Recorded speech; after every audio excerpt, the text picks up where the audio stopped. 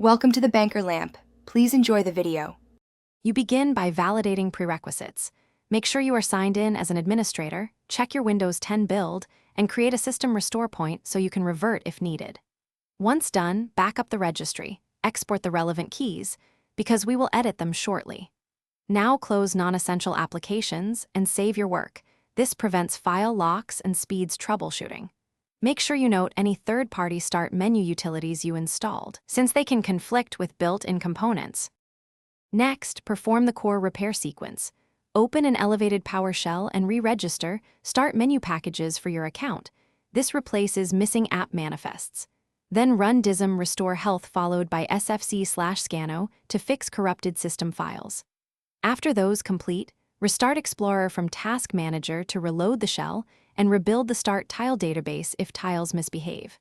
If icons or apps still fail, create a new local user to determine whether to finish, install all pending Windows updates, and reboot twice. Many start menu fixes finalize only after consecutive restarts. Then reinstall or reset broken apps from the Microsoft Store so their shortcuts and manifests refresh. Make sure to test start behavior under a clean boot to rule out services and drivers. If nothing restores normal operation, perform an in-place upgrade repair using the Windows 10 ISO to preserve your files while replacing system components.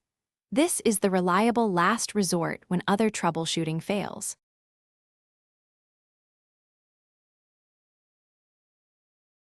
Thanks for watching. If this was helpful, leave a like and consider subscribing. See you next time.